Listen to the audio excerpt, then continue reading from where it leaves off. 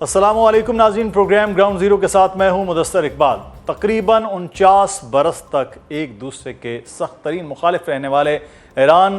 امریکہ آج ایک ایسے مرحلے پر پہنچ چکے ہیں جہاں طویل سفارتی کوششوں اور مسلسل مذاکرات کے بعد دونوں ممالک ایک ممکنہ معاہدے کے انتہائی قریب دکھائی دے رہے ہیں۔ 1979 کے ایرانی انقلاب کے بعد تعلقات میں آنے والی شدید کشیدگی، پابندیوں، دھمکیوں اور محاذ آرائی کے کئی ادوار گزرے، لیکن آج صورتحال مختلف نظر آ رہی ہے۔ سفارتی ذرائع اور عالمی مبصرین کی نظر میں یہ پیش رفت نہ صرف ایران اور امریکہ بلکہ پورے مشرق وسطیٰ کے لیے ایک تاریخی موڑ ثابت ہو سکتی ہے۔ اس سارے معاملے میں پاکستان کا کردار انتہائی شاندار رہا۔ جب خطے میں کشیدگی اپنے عروج پر تھی اور خطہ تباہی کے دہانے پر تھا تو پاکستان نے ابتدا ہی سے مذاکرات، تحمل اور سفارتی حل کی حمایت کی۔ وزیر اعظم پاکستان نے مختلف عالمی رہنماؤں سے رابطوں کے دوران جنگ بندی اور تنازعات کے پرامن حل پر زور دیا، جبکہ پاکستان نے مسلسل یہ موقف اختیار کیا کہ خطے میں استحکام کا راستہ صرف اور صرف بات چیت سے ہی نکل سکتا ہے۔ دوسری جانب امریکی صدر ڈونلڈ ٹرمپ کی جانب سے پاکستانی قیادت کے حوالے سے مثبت بیانات بھی عالمی توجہ کا مرکز بنے رہے۔ صدر ٹرمپ نے فیلڈ مارشل عاصم منیر کی صلاحیتوں کا اعتراف کیا، جبکہ وزیر اعظم پاکستان کی قیادت اور خطے میں امن و استحکام کے لیے پاکستان کے کردار کو بھی سراہا۔ یہ بیانات اس حقیقت کی عکاسی کرتے ہیں کہ پاکستان آج نہ صرف خطے بلکہ عالمی سفارتکاری میں بھی ایک اہم مقام رکھتا ہے۔ آج صورتحال یہ ہے کہ برسوں کی دشمنی، کشیدگی اور عدم اعتماد کے بعد ایران اور امریکہ مذاکرات کے ذریعے ایک ایسے مقام تک پہنچ چکے ہیں جہاں ایک معاہدہ امن ممکن دکھائی دے رہا ہے۔ اگر یہ پیش رفت کامیاب ہوتی ہے تو صرف مشرق وسطیٰ میں طاقت کے توازن پر اثر پڑے گا بلکہ عالمی سیاست، توانائی کی منڈیوں اور علاقائی سلامتی کے معاملات پر بھی اس کے دور رس اثرات مرتب ہوں گے۔ آج کے پروگرام میں ہم جائزہ لیں گے کہ ایران اور امریکہ کے درمیان معاہدے کے امکانات، ان کی سفارتی کوششوں، وزیر اعظم پاکستان اور فیلڈ مارشل عاصم منیر کے کردار اور اس تاریخی پیش رفت کے خطے اور دنیا پر مرتب ہونے والے ممکنہ اثرات کا ان تمام معاملات پر بات کریں گے۔ ہمارے ساتھ موجود ہیں فرحان بخاری صاحب، ہیں سینئر تجزیہ کار ہیں، پولیٹیکل اکانومی پہ بہت زیادہ گہری نظر رکھتے ہیں اور اس وقت سچویشن جو ہے وہ پوری دنیا کی ایران پر ہے اور اس پہ ہم بات کریں گے۔ فرحان بخاری صاحب سے بہت شکریہ۔ فرحان بخاری صاحب آپ کے وقت کا۔ سر، ایک دن معاہدہ، دوسرے دن پھر کوئی نہ کوئی حملہ، پھر معاہدے کی بات ہوتی ہے، پھر کوئی جنگ کی صورتحال ہوتی ہے۔ اس وقت جو سچویشن آ گئی ہے، کچھ انٹرنیشنل میڈیا ہاؤسز یہ دعویٰ کر رہے ہیں کہ آج ہی 14 کو ہی یہ معاہدہ ہو سکتا ہے۔ کیا ممکن ہے کہ اس نہج تک چیزیں پہنچ گئی ہیں کہ واقعی آج یا پھر کل تک یہ معاملات سمٹ جائیں اور معاہدے کی طرف چیزیں آ جائیں؟ جی بہت شکریہ۔ آج تو چونکہ آج ختم ہونے میں چند ہی گھنٹے باقی رہ گئے ہیں اور ایرانی کاروں نے یہ کہا ہے کہ اتوار کے روز یعنی آج کے روز تو کوئی معاہدہ ہو نہیں رہا، اس پہ دستخط نہیں ہو رہے۔ بہرحال آج ہو یا کل ہو، معاہدہ جب تک ہو نہیں جاتا ہم یقین سے نہیں کہہ سکتے کہ یہ واقعی معاہدہ ہوا ہے۔ اور پھر معاہدہ ہو بھی گیا تو پھر اس کے بعد بھی شکوک و شبہات اس لیے رہیں گے کیونکہ صدر ڈونلڈ ٹرمپ کا ایک اتار چڑھاؤ کا جو طریقہ ہے کہ جی وہ کبھی ایک طرف جھکتے ہیں، کبھی دوسری طرف چلے جاتے ہیں، بالکل اپوزٹ ڈائریکشن میں۔ اور یہ خاص طور پہ ایران کی جنگ کے حوالے سے جو صورتحال گزشتہ چند مہینوں میں ہوئی ہے، اس دوران بھی دیکھنے کو ایک صورتحال ملی۔ پھر جو امریکہ کے اوپر اسرائیل کا دباؤ ہے، اور یہ بڑی عجیب سی صورتحال ہے کہ امریکہ میں جو یہودی لابی ہے وہ اتنی مؤثر ہو گئی ہے کہ وہ ان کی وجہ سے امریکی حکومت یا امریکی صدر کو پوری طرح پہ آزادی سے فیصلہ کرنے کا شاید موقع نہیں ملتا، کم سے کم یہ مشرق وسطیٰ اور اسرائیل کے معاملے۔ اور اس جنگ کو چونکہ اسرائیل نے بہت زیادہ ہوا دی، اس وجہ سے اسرائیل کا ایک بہت ہی کلیدی مقام ہے۔ لیکن صورتحال یہ ہے کہ جو اہداف مقرر کیے گئے تھے، خاص طور پہ جنگ جب شروع ہوئی تو اس وقت آپ کو یاد ہوگا کہ رجیم چینج کی بات ہو رہی تھی کہ ایران میں حکومت اور ان کا نظام بدل کے ہی ہم دم لیں گے اور امریکی کچھ افسران کے حوالے سے شروع میں یہ بھی کہا گیا کہ اگلے 24 گھنٹے بہت اہم ہیں، پھر 48 گھنٹے ہوئے، پھر 72 گھنٹے ہوئے، لیکن آج صورتحال یہ ہے کہ امریکہ نے جو پہاڑ کھودا تھا اس میں سے چوہا نکلا اور وہ بھی مرا ہوا، کیونکہ ایران اپنی جگہ پہ قائم ہے۔ اور اب تو یہ بھی قیاس آرائی ہو رہی ہے کہ جو گزشتہ ہفتے کے شروع میں جو صدر ٹرمپ نے یہ کہا تھا کہ ایران کو اپنے نیوکلیئر ایسٹس امریکہ کے حوالے کرنے پڑیں گے یا بیرونی دنیا کے حوالے کرنے پڑیں گے، اب وہ سنا یہ ہے کہ وہ شاید اس معاہدے میں فی الحال وہ ایران کی ہی تحویل میں ان کے اثاثے رہیں گے۔ اور یہ منطقی طور پہ تو یہ سمجھ میں آنے والی بات ہے، کیونکہ مشرق وسطیٰ میں جتنی قتل و غارت گری اسرائیل نے کی ہے اور کسی ملک نے نہیں کی، اور اسرائیل بھی ایک نیوکلیئر ملک ہے، یعنی ان کے پاس نیوکلیئر بامب اور نیوکلیئر میزائلز یہ سب کے سب موجود ہیں۔ تو جب یہ نیوکلیئرائزیشن اس خطے کی ہو گئی ہے تو پھر آپ کسی دوسرے کو کس طرح روک سکتے ہیں؟ یہ ایک بہرحال ایک بہت ہی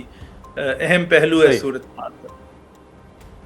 اچھا، اس میں بخاری صاحب ایک چیز جو اور ہے وہ ہے سپوائلرز کے حوالے سے۔ ایران کے اندر مشہد میں باقر کالیباف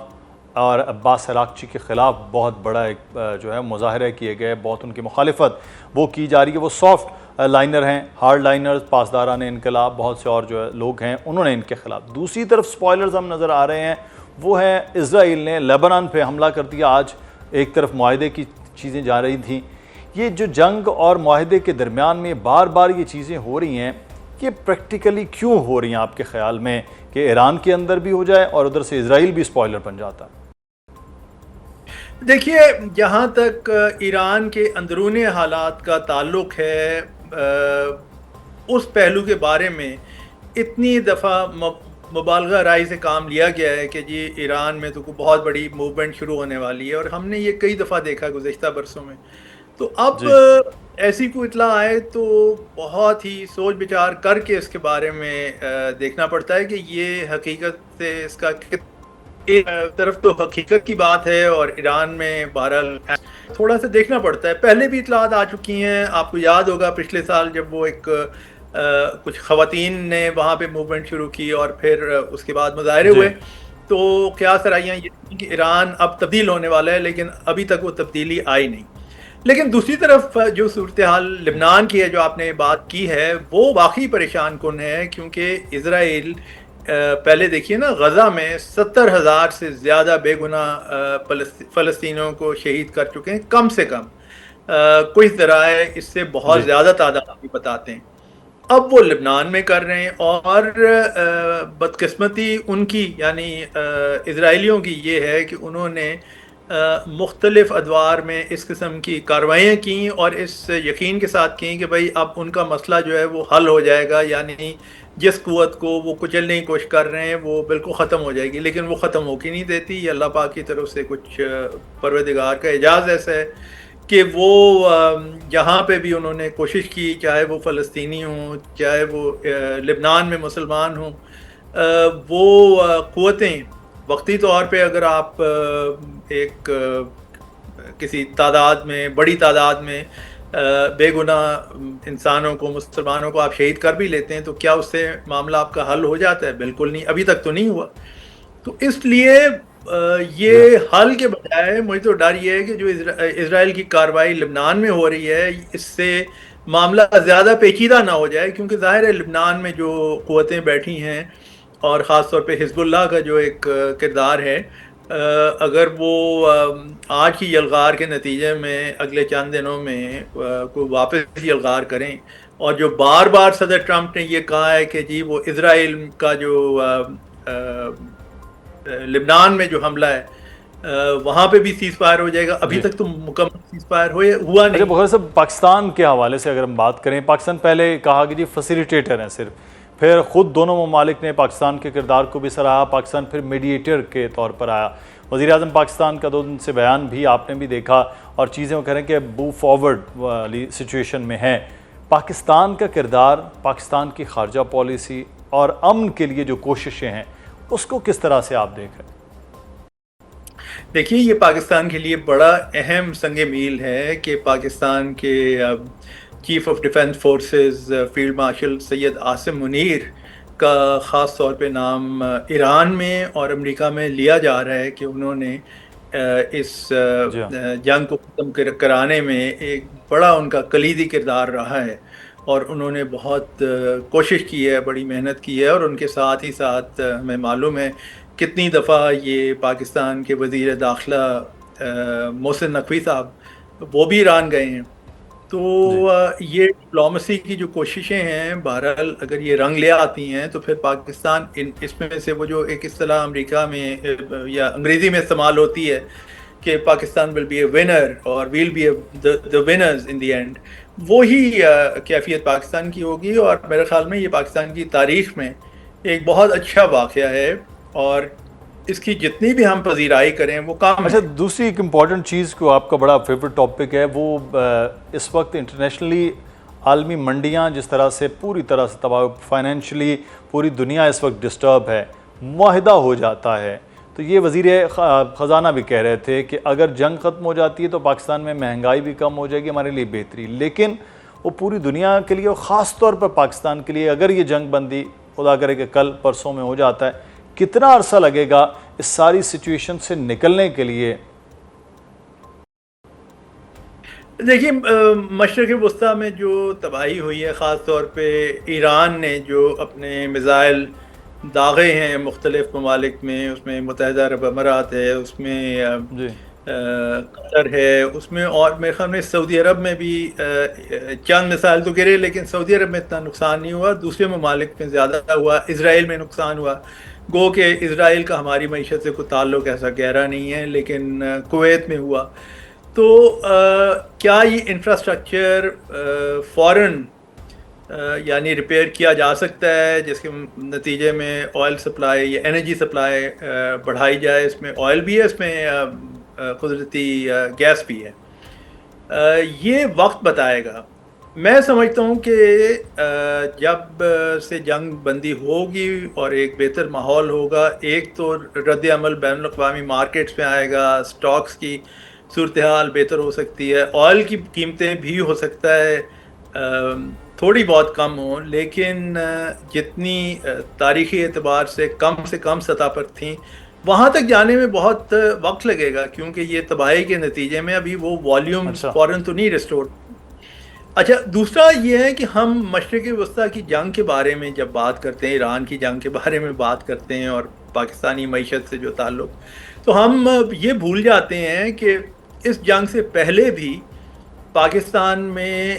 معاشی مشکلات بہت زیادہ تھیں. حکومت جو بھی مرضی کہے، لیکن عام لوگوں کے لیے زندگی مشکل تو مطلب جو بنیادی معاملات ہے اس پہ زیادہ زور ہے، اور پوری دنیا میں جس طرح سے فوڈ انسیکیورٹی کا معاملہ ہے اس پہ پاکستان کے شاید فوکس اس طرح سے نہ کلائمیٹ چینج پہ نہ فوڈ انسیکیورٹی پہ ہے. بہت شکریہ فرحان بخاری صاحب، آپ ہمارے ساتھ موجود تھے. دیکھنا یہ ہے کہ معاہدے کے بعد صورتحال کیا ہوتی ہے، لیکن اس سے پہلے کیا معاہدے کی جانب واقعی اگلے 24-48 گھنٹوں تک چیزیں بڑھ پاتی ہیں نہیں. خیبر پختونخوا کی سیاست ایک بار پھر ایک ایسے موڑ پر آ کھڑی ہوئی ہے جہاں سیاسی مطالبات اور آئینی ذمہ داریوں کے درمیان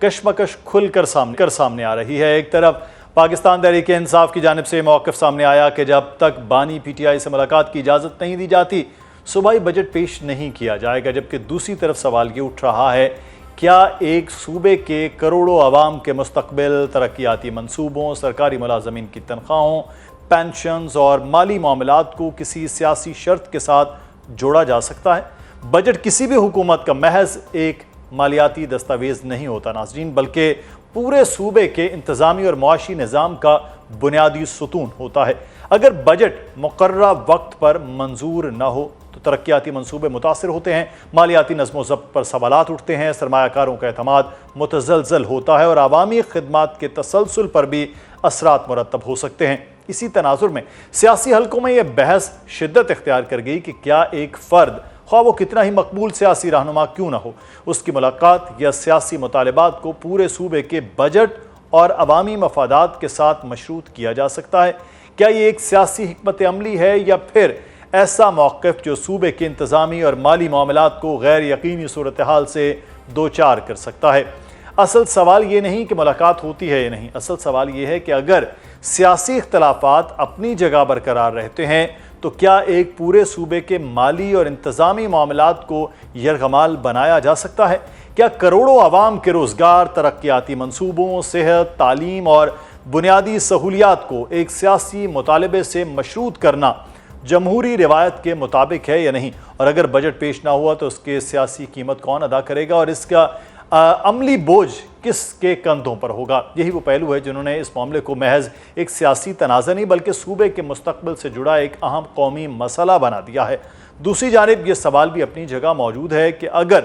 خدا نخواستہ بجٹ کی منظوری میں تاخیر یا تعطل پیدا ہوتا ہے تو اس کے اثرات سب سے زیادہ کس پر پڑیں گے؟ کیا اس کا نقصان وفاق کو ہوگا، سیاسی جماعتوں کو ہوگا، یا پھر عام شہری، سرکاری ملازمین، طلباء، تاجر برادری اور ترقی کے منتظر عوام اس کے اصل متاثرین ہوں گے؟ معاملات پر بات کریں گے۔ ہمارے ساتھ موجود ہیں سینیٹر کامران مرتضیٰ صاحب،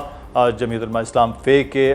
رہنما بھی ہیں، لیکن بڑا ایک اہم معاملہ ہے کہ ایک آئینی ماہر ہیں اور بڑے زبردست قسم کے لائر ہیں۔ پھر جو ہم بار بار کہتے ہیں کہ وہ لوگ جو آئین اور جمہوریت کے حوالے سے بہت زیادہ بات کرتے ہیں ان میں بھی ہیں۔ بہت شکریہ کامران صاحب آپ کے وقت کا۔ کامران مرتضیٰ صاحب، سب سے عام معاملہ کہ مزمل اسلم صاحب کا گزشتہ پروگرام میں وہ بات کر رہے تھے، وہ کہہ رہے تھے کہ یہ ایسا ہو سکتا ہے کہ 30 جون تک بجٹ نہ پیش کیا جائے تو بھی کوئی مسئلہ نہیں ہے، کوئی عبوری بجٹ یا کوئی ہفتہ وار یا ماہانہ بجٹ ہو سکتا ہے۔ سلمان اکرم راجہ صاحب کی رائے قانونی طور پر مختلف تھی، انہوں نے کہا 30 جون تک اگر بجٹ نہیں ہوتا تو اسمبلی ڈیزالو تصور ہوگی۔ ویسے تھے قانون دان، آپ کی کیا رائے ہے کہ کیا یہ قانونی سٹانس ہوگا کہ 30 جون سے پہلے اسمبلی کا، حکومت کا بجٹ لے کر آنا ضروری ہوتا ہے؟ سر ایسا ہے کہ یہ آپ ایک اوپن چیک کچھ لوگوں کے حوالے کر دیں گے اگر آپ نے بجٹ 30 جون تک پیش نہ کیا اور اس کو منظور نہ کروایا۔ بجٹ کا نہ صرف پیش کرنا ضروری ہے بلکہ اگر وہ کیری نہیں ہوتا تو اس کا مطلب حکومت کا جانا ٹھہر جاتا ہے۔ تو اب آپ بیل مجھے مار، یہ مجھے اس پالیسی کی سمجھ نہیں آ رہی۔ آپ یہ کہہ رہے ہیں یا یہ کہنا چاہ رہے ہیں کہ ہم بجٹ نہیں پیش کریں گے، سیاسی طور پہ شاید یا بعض نوجوانوں کو جو جن کا خون نسبتاً گرم ہوتا ہے ان کو خوش تو کر سکیں گے، مگر اس کا نتیجہ جو ہے وہ بہت سارے ایسے نتائج نکالے گا۔ ایک تو صوبائی حکومت کا جانا ٹھہر جائے گا، اور دوسرا جو ہے وہ آپ اپنی پارٹی کے حوالے سے مزید اسٹیبلشمنٹ کو مشکلات کا شکار کر لیں گے۔ یقیناً عمران خان کے ساتھ زیادتی ہو رہی ہوگی اور ان کے ساتھ ملاقاتیں بھی ہونی چاہیے، ان کی کیس کی فکسیشنز بھی ہونی چاہیے، مگر یہ جب آپ سیاسی جدوجہد کرتے ہیں تو سیاسی جدوجہد میں اس سے زیادہ تکلیفیں برداشت کرنی پڑتی ہیں، اور یہ ہمارے ملک میں بھی، باقی دنیا کو تو چھوڑ دیجیے، ہمارے ملک میں لوگوں نے اس سے زیادہ تکلیفیں برداشت کی ہوئی ہیں۔ تو جب ہمارے ملک میں اس سے زیادہ تکلیفیں برداشت کی ہیں تو اگر آپ کوئی بھی سٹانس آپ کے ساتھ کوئی ایگری کرتا ہے یا نہیں کرتا، آپ لے کے چل رہے ہیں تو اس کے لیے اس کی قیمت ہوتی ہے، وہ آپ کو ادا کرنی پڑے گی، مگر اس کے لیے نہ صوبے کو داؤ پہ لگایا جا سکتا ہے اور نہ ملک کو اور نہ ہی پولیٹیکل پارٹی کو، کیونکہ کسی بھی پولیٹیکل پارٹی کو اگر کوئی تکلیف، کوئی مسئلہ درپیش ہوا تو یہ بھی جمہوریت کے اوپر ایک بڑا سوال ہوگا۔ بالکل۔ اچھا، محترمہ علیمہ خانم کا وہ تھا، اس کے بعد یہ پوری بحث نکلی، پھر سلمان اکرم راجہ صاحب کا بھی بیان سامنے آیا، لیکن ایک مشیر خزانہ کے طور پر مزمل اسلم جو ہیں وہ اس قسم کا بیان دیں، وہ کہیں نہ کہیں کوئی discussion back of the mind تو ہوگی کہ وزیر اعلیٰ سے بھی ان کی ڈسکشن ہو، تو اس قسم کے بیانات وزراء کی جانب سے آنا، کابینہ کی طرف سے ایسی کوئی چیز آنا، یہ اس سارے عمل کو یا حکومتی معاملات کو زیادہ غیر سنجیدہ نہیں تصور کر سکتے؟ اگر آپ کو کوئی میڈیکل سے متعلق مسئلہ درپیش ہو تو آپ اس ایکسپرٹ کے پاس جاتے ہیں جس کو وہ معاملہ آتا ہے، تو آپ کے پاس جو ہے نا ایکسپرٹس موجود ہیں لیگل سائٹ پہ، آپ ان سے بات کریے اور اس کے بعد جو ہے نا اس کا جو ہے جواب دیجیے، نہ کہ اس میں جو ہے وہ جذباتیت آپ کو کوئی فائدہ دے گی۔ آپ نے اتنے مہینے انتظار کیا، وہ غلط ہے۔ میں اس بات کو کبھی بھی پروموٹ نہیں کرتا کہ فیملی کو ملاقات کی اجازت نہ دی جائے، میں اس بات کو کبھی بھی پروموٹ نہیں کرتا کہ پارٹی کے لوگوں کو ملاقات کی اجازت نہ دی جائے، مگر اس کے باوجود اگر اجازت نہیں ملی ہے، ایک سختی کا ماحول ہے، تو اس کے باوجود آپ کو اسی طرح سے اپنے لیے راستہ نکالنا ہے، اور اگر آپ راستہ نہیں نکالیں گے تو پھر یہ آپ کو جو ہے انوائٹ کیا جا رہا ہے کہ آپ ان قدموں پہ آئیں، اور پھر جو ہے نا وہ تھکی قدموں سے آپ یا واپس جائیں یا پھر اس کا نتیجہ کوئی بھگتیں۔ اچھا، اس کے ہٹ کے ایک چیز جو ہمیں نظر آ رہی ہے، جمعیت علماء اسلام کی اور پاکستان تحریک انصاف کی قربتیں بھی بڑھ رہی ہیں، اسپیشلی اگر ہم وفاق میں بات کریں، مل کر اپوزیشن کرنے کا پلان ہو رہا ہے، تو دوسری جانب وزیر اعظم نے باقاعدہ مذاکرات کے لیے بھی کہا ہے۔ ایسے ماحول میں جب مطالبات پاکستان تحریک انصاف کے اپوزیشن کے وہ ایک ہیں اور دوسری جانب یہ ضروری بھی ہے، تو مذاکرات آپ سمجھتے ہیں کہ ممکن ہیں اور کیا ضروری بھی ہیں، ہو جائیں گے؟ مذاکرات اس طرح سے شاید ممکن نہیں ہوں گے، کیونکہ پی ٹی آئی شاید اس میں جذباتی لوگوں کی اکثریت ہے، اور جب تک آپ ان کے لیے کچھ چیزیں جو ہے نا وہ ماحول نہیں بنائیں گے، جیسے عمران خان سے ملاقات یا اور ان کے لیے کچھ آسانیاں نہیں پیدا کریں گے، وہ جو پی ٹی آئی کے اندر کم جذباتی یا غیر جذباتی لوگ ہیں وہ پرویل نہیں کر پائیں گے، تو وہ ساری چیزیں جو ہے وہ وہاں پہ ہائی جیک ہو جاتی ہیں، اور وہ ہائی جیک ہونے کے بعد جو ہے یہ معاملہ پھر آگے نہیں بڑھ پاتا۔ تو حکومت کو چاہیے یا حکومت کے پیچھے لوگوں کو چاہیے کہ ماحول ایسا پیدا کریں جس میں کوئی بات چیت ممکن ہو۔ آپ دیکھ لیجئے، یہ تیسرا بجٹ آ گیا، تیسرے بجٹ کے تک جو ہے نا ہم عوام کو ریلیف نہیں دے پائے، یا وہ ریلیف نہیں دے پائے جو ان کا حق بنتا ہے، تو ہم آپس میں لڑائی کھیل رہے ہیں، اور لڑائی کھیلتے ہوئے جو ہے نا ہم ملک کو خراب کر رہے ہیں۔ تو مل کر اب آگے اپوزیشن کرنے کا سر پلان ہے آپ کا، پی ٹی آئی اور جے یو ایف اے کا؟ باقی اچکزئی صاحب تو اپوزیشن لیڈر ہیں۔ اس میں پرابلم یہ آتا ہے، میں خود کچھ معاملات میں چونکہ انوالو رہا ہوں ان کے ساتھ بات چیت میں، تو وہ مسئلہ یہ آتا ہے کہ جب جہاں تک بات چلتی ہے، جہاں تک بات طے ہو جاتی ہے، اس کے بعد پھر جو ہے نا وہ وہاں پہ کھڑے نہیں رہتے، اور وہ پھر اس کے بعد کہیں گے کہ یہ بات تو فلانے نے طے کی تھی یا فلانے سے آپ کی ہوئی ہوگی، اب تو وہ چونکہ عمران خان تک بات پہنچی نہیں، تو پھر اس لیے ہم تو کوئی فائنل بات نہیں کر سکتے، یا ہم کوئی جو ہے نا جو چیز جس نتیجے پہ پہنچ جائے ہم اس کو کسی ضبط تحریر میں نہیں لا سکتے، تو یہاں پہ مشکلات کا سامنا کرنا پڑتا ہے۔ مجھے نہیں پتا کہ اس میں کیا ڈیولپمنٹ ہو سکتی ہے یا مزید کیا جو ہے وہ ڈیولپمنٹ ہوگی، مگر جو ہے وہ پی ٹی آئی کے ساتھ بات کرنا جو ہے وہ کوئی اس میں کوئی فائنل بات جو ہے وہ کسی نتیجے پہ نہیں پہنچا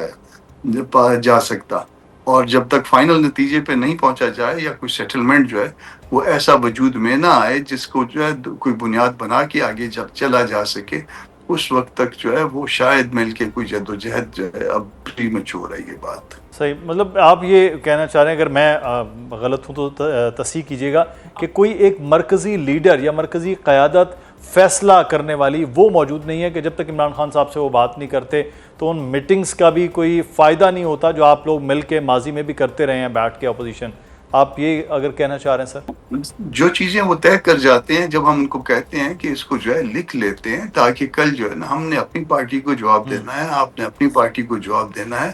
اور اگر فرض کر لیجیے ہم کوئی اس پہ عمل نہ کرے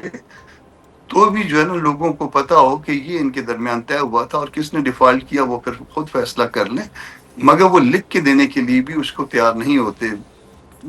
پھر اس کے بعد جو ہے نا وہ ادھر ادھر ہو جاتے ہیں۔ 26 امینڈمنٹ میں بھی اسی طرح سے بات ہوئی کہ جی یہ بہت اچھا ہو گیا، یہ اس سے زیادہ ممکن نہیں تھا، اور اس کے بعد جو ہے نا اس کے بعد جب تک ہم نے کہا کہ ساتھ چلنے کا معاملہ جو ہے وہ ابھی لکھ لیجئے، جو کچھ بھی ہمارے درمیان طے ہوا ہے اس کو ضبط تحریر میں لے آئیے، تو تب بھی جو ہے نا وہ دائیں بائیں جو ہے نا وہ ہو کے ادھر ادھر معاملہ نکل جاتا ہے۔ تو اس لیے جو ہے نا وہ جب تک کوئی چیزیں طے نہیں ہوں گی کسی نتیجے پہ نہیں پہنچ پائیں گے ہم۔ بالکل ٹھیک ہے، بہت شکریہ کامران مرتضیٰ صاحب ہمارے ساتھ موجود تھے، جمعیت علماء اسلام فے کے رہنما سینیٹر صاحب آپ گفتگو کر رہے تھے۔ تھوڑا سا بریک لیتے ہیں، بریک کے بعد واپس آئیں گے، بات کریں گے آزاد کشمیر کی موجودہ صورتحال اور کچھ ایسی باتیں جس سے شاید پروپیگنڈا ایک طرف چل رہا ہے، حقیقت کچھ اور ہے، وہ کیا ہے؟ آزاد جموں کشمیر صرف ایک جغرافیائی خطہ نہیں بلکہ تحریک آزادی کشمیر کا بیس کیمپ اور لاکھوں کشمیریوں کی امیدوں کا مرکز ہے۔ یہی وہ سرزمین ہے جس کے عوام نے قیام پاکستان سے لے کر آج تک الحاق پاکستان کے نظریے پر ثابت قدم رہتے ہوئے بے شمار قربانیاں دی ہیں، جبکہ مقبوضہ کشمیر میں آج بھی نوجوان پاکستان کے پرچم کو اپنی شناخت اور اپنے مستقبل کی علامت سمجھتے ہیں۔ لیکن افسوس کے ساتھ یہ کہنا پڑتا ہے کہ گزشتہ چند برسوں کے دوران بعض عناصر نے عوامی حقوق اور فلاحی مطالبات کے نام پر شروع ہونے والی تحریکوں کو ایک ایسے رخ پر ڈالنے کی کوشش کی جس سے نہ صرف آزاد کشمیر کے اندر انتشار پیدا ہوا بلکہ کشمیر کاز کو بھی نقصان پہنچا۔ عوامی مسائل کے حل کے لیے آواز اٹھانا ہر شہری کا حق ہے، لیکن جب اسی پلیٹ فارم سے ریاستی اداروں کے خلاف نفرت انگیز بیانیہ تشکیل دیا جائے، نوجوانوں کے ذہنوں میں مایوسی اور بد اعتمادی پیدا کی جائے اور قومی یکجہتی کو کمزور کرنے کی کوشش کی جائے، تو پھر سوال صرف احتجاج کا نہیں بلکہ اس کے مقاصد اور نتائج کا بھی بنتا ہے، خاص طور پر بیرون ملک بیٹھے بعض ایسے عناصر جنہوں نے پاکستانی شناخت، پاکستانی پاسپورٹ اور پاکستانی سفارتی معاونت کی بدولت دنیا میں مقام حاصل کیا۔ آج وہی لوگ سوشل میڈیا کے ذریعے نوجوان نسل کے ذہنوں میں ریاست، قومی اداروں اور پاکستان کے خلاف شکوک و شبہات پیدا کرنے کی کوشش کر رہے ہیں۔ یہ عناصر آزادی اظہار رائے کے نام پر ایسا بیانیہ آگے بڑھاتے ہیں جس کا براہ راست فائدہ پاکستان کے مخالفین اور کشمیر کاز کو کمزور کرنے والوں کو پہنچتا ہے۔ سوال یہ بھی ہے کہ جب ریاست پاکستان نے آزاد کشمیر کے عوام کے لیے اربوں روپے کے ریلیف پیکیجز، بجلی اور آٹے پر سبسڈیز اور معاشی سہولتوں کا اعلان کیا تو پھر ہڑتالوں، سڑکوں کی بندش، کاروباری سرگرمیوں کی معطلی اور تصادم کی سیاست سے آخر کس کا فائدہ ہوا؟ نقصان تو عام کشمیری، مزدور، تاجر، طلبہ اور روزگار سے وابستہ طبقے کا ہوا، جبکہ دنیا کے سامنے ایک ایسا تاثر گیا جس نے اصل مسئلہ کشمیر اور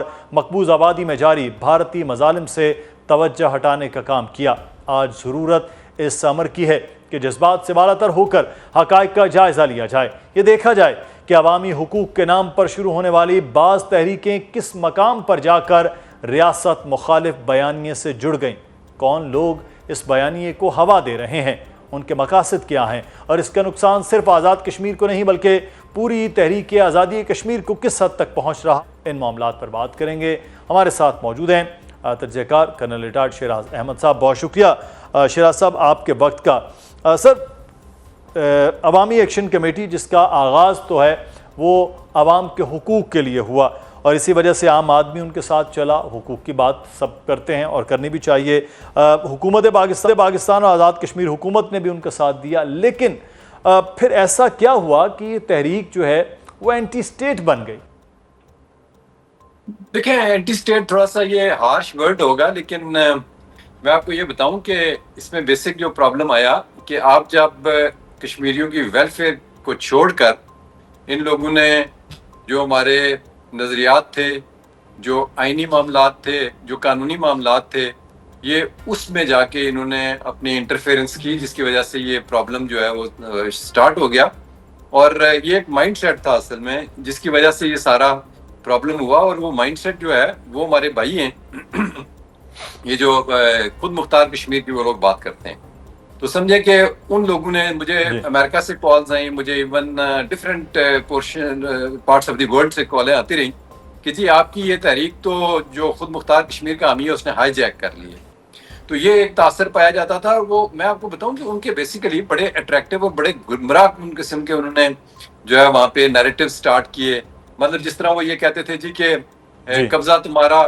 اور وسائل ہمارے، تو اس میں جو ہے اس طرح کی جو ہے نا یہ چیزیں سٹارٹ ہو گئیں، اور ہم یہ کہتے تھے جی قبضہ بھی ہمارا ہے، وسائل بھی ہمارے ہیں۔ ایک دفعہ راولہ کوٹ میں ایک بچی نے مجھے سوال کیا، ایک اسٹوڈنٹ تھی، میں لیکچر دے رہا تھا، انہوں نے کہا یہی بات انہوں نے کی، تو میں نے کہا کس قسم کا قبضہ آپ سمجھتے؟ کہتے جی یہ جو منگلا ڈیم کے ایشوز ہیں اور اس کے اوپر میں نے کہا آپ کو پتا ہے کہ منگلا ڈیم کہ جو بجلی مل رہی ہے کشمیر کو بہت عرصے تھے وہ 2 روپے 69 پیسے کی بجلی ہمیں مل رہی ہے، اور اتنی مطلب کم قیمت میں دنیا میں کی بجلی ہے، اور وہ گورنمنٹ آف اے جے کے کو مل رہی ہے، اور گورنمنٹ آف اے جے کے آگے نارمل بلنگ کرتی ہے جس طرح ہمارے یہ پنجاب کے پورشن یا باقی ہوتی ہے۔ تو میں نے کہا یہ فالٹ اے جے کے گورنمنٹ کا ہے۔ اصل میں پرابلم یہ آیا کہ جو اویئرنیس لیول ہمارے لوگوں کا ویک ہوا اور لوگوں کو ہم نے ایکچوئل چیزوں تک رسائی نہ دی۔ آج دو وہ کہتے ہیں جی آج کل اتنا ایکسیسو انفارمیشن آ رہی ہے، لیکن انفارچونیٹلی جب لوگوں کو ہم نے ویل انفارم نہیں رکھا تو اس کی وجہ سے سمجھیں کہ یہ anti state element yes to some extent یہ جو لوگ ہیں ہمارے جن کا میں نے ذکر کیا یہ مٹھی بھر لوگ ہیں، تھوڑے سے لوگ ہیں یہ۔ ادروائز اگر آپ کشمیر کی بات کریں تو کشمیری بہت وفادار ہے، بہت سمجھدار ہے۔ یہیں پہ میں اگر آپ قطع کلامی کی معافی، یہاں پر اگر ہم بات کریں چند ایک دھڑے جو آپ کریں چند ایک لوگ ہیں اب خود مختاری کا مطالبہ کر رہے ہیں، کیا پریکٹیکلی سروائیو کیا جا سکتا ہے؟ یہ خود جنریٹ اتنا ریونیو کر سکتے ہیں؟ کیونکہ میرے پاس کچھ فگر تھے، میں ناظرین سے بھی آپ سے بھی شیئر کروں کہ 312 بلین کا بجٹ لاسٹ تھا اور 70 ارب روپے ٹیکسز کی مد میں آزاد کشمیر کا انٹرنل ریونیو تھا. پھر سال جو ہے وہ 80 ارب رکھا گیا، لیکن کل جو ہے وہ 56 ارب روپے کے قریب وہ جمع کر سکے ہیں. تو یہ اتنا بڑا جو ڈیفیسٹ ہے، یہ خود مختار کا نعرہ لگا کہ یہ کیسے ممکن ہوگا؟ دیکھیں، ایک تو چیز آپ مجھے یہ بتائیں نا، ایک تو یہ آپ نے ایسپیکٹ دیا جو فائنینشلی اس کا جو ہے وہ مشکل ہے سسٹین کرنا اس چیز کو. لیکن میں آپ کو بتاؤں کہ ہماری جب یہ پارٹیشن کے وقت 5 پرنسلی اسٹیٹس تھیں جنہوں نے کہا جی ہم انڈیپینڈنٹ رہنا چاہتے ہیں اور وہ نہیں رہ سکی. ان میں ایک یہ کشمیر بھی تھا ہمارا،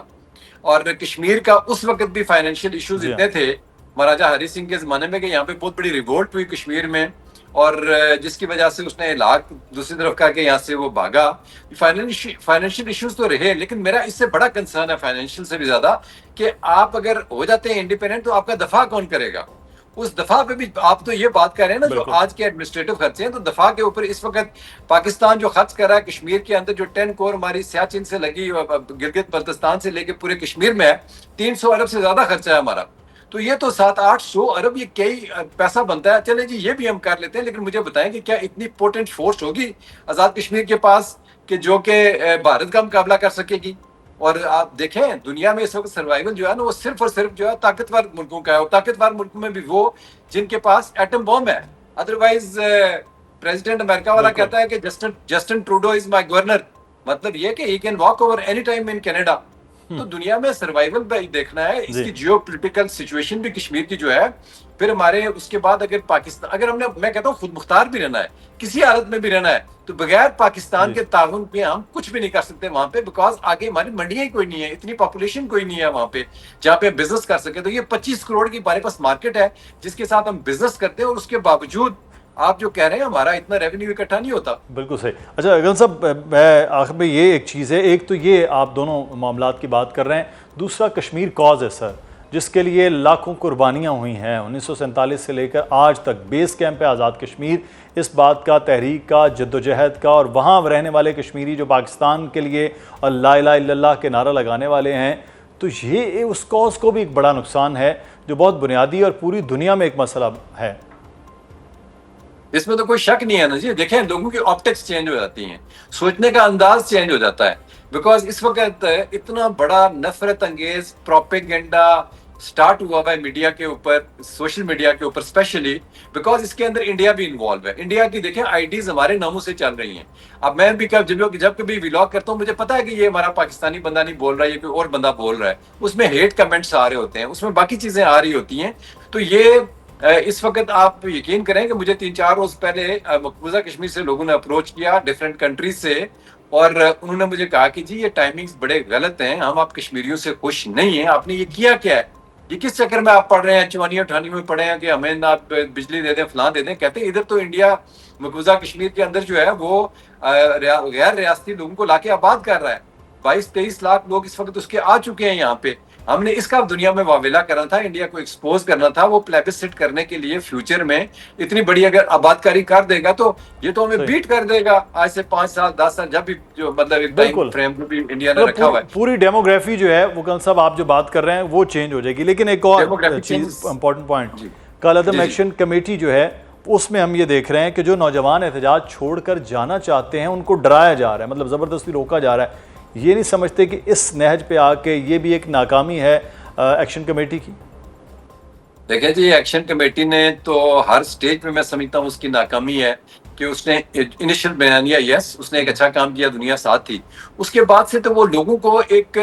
غلط چیز کے انہوں نے پیچھے لگایا ہوا ہے. مطلب ان کا سیاسی ایجنڈا ہے، ان کا نظریاتی اور آئینی ایجنڈا ہے، اور لوگوں کو کہہ رہے ہیں کہ جی ہم آپ کو یہ اس طرح کی ویلفیئر پیکیجز لے کے دیں گے، اس طرح کریں گے، یہ کریں گے، وہ کریں گے. تو یہ تو وہ بہکاوے میں لے کے آئے شروع سے لوگوں کو. مطلب شروع سے مراد میری ہے کہ جب سے یہ ان کی تحریک سٹارٹ ہوئی ہے پچھلے 5-7 دن سے، سوری اسٹرائک سٹارٹ ہوئی ہے، تو اس میں تو اٹس ویری انفارچونیٹ جو یہ ہماری یوتھ کے ساتھ کر رہے ہیں. لیکن ہماری یوتھ بہت سیانی ہے، میں یونیورسٹیز میں ان سے انٹریکٹ کیا، باقی کیا، انہوں نے مجھے کہا کہ سر ہمارا کوئی تعلق نہیں ہے، کوئی لینا دینے نہیں ہے جو آج کل یہ کشمیر کے اندر حالات چل رہے ہیں. They are more focused on their career. لیکن یہ بہکاوے میں لا کے ادھر سے کر آگے کچھ لوگوں کو یہ برین واش سمجھے کر کے تو یہ لے آتے ہیں. بالکل ہے. بہت شکریہ گل صاحب، آپ ہمارے ساتھ موجود تھے. اب ہے کہ کشمیر کی آزادی کے لیے جو جدوجہد سرحد کے پار سے ہے، وہی عزم، وہی حوصلہ، وہی ولولہ ادھر بھی ہمیں ویسا ہی نظر آ گیا. لیکن چند جو لوگ ہیں وہ اس کالعدم جوائنٹ ایکشن کمیٹی کا حصہ ہوئے ہیں، وہ شاید کامیاب نہیں ہو پائیں گے، نہ کشمیریوں کے لیے نہ ہی پاکستان مخالف پروپیگنڈا کے لیے. پروگرام سے مدثر اقبال کو اجازت دیجیے. اپنا خیال رکھیے گا ناظرین. اللہ حافظ.